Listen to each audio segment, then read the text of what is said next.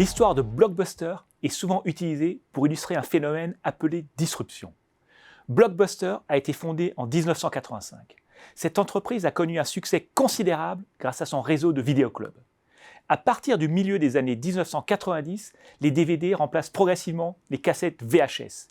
Il devient alors beaucoup plus facile d'envoyer des films par la poste. Netflix s'engouffre dans la brèche et taille des croupières à Blockbuster avec son offre « Choix des films sur un site internet et livraison par la poste ».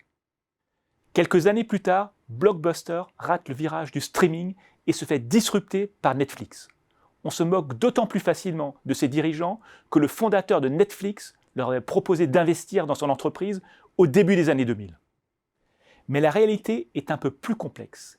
Les dirigeants de Blockbuster ont rapidement compris que Netflix représentait une menace mortelle pour leur entreprise. Dès 2004, John Antioco, le PDG de Blockbuster, prend deux décisions cruciales. Il commence par supprimer les pénalités de retard, très rentables mais très peu appréciées par ses clients. Puis il investit massivement dans une stratégie hybride qui permet aux clients de se faire envoyer les DVD par la poste et de les rapporter dans un vidéoclub. Cette stratégie connaît rapidement le succès. Mais Blockbuster est contrôlé par un fonds de pension. Ses représentants au conseil d'administration détestent la nouvelle stratégie d'Antioco. Elle a demandé des investissements considérables et la suppression des pénalités de retard coûte très cher à Blockbuster, 200 millions de dollars par an. John Antioco est licencié en 2007. Il est remplacé par un nouveau PDG, John Kaez.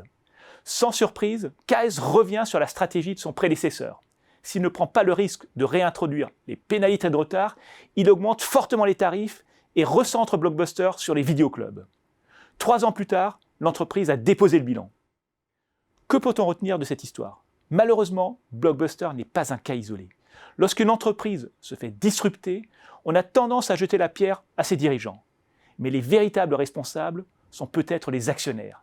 S'ils sont obnubilés par la rentabilité à court terme et qu'ils sont réfractaires aux investissements, il est peu probable qu'une entreprise soit capable d'éviter la disruption.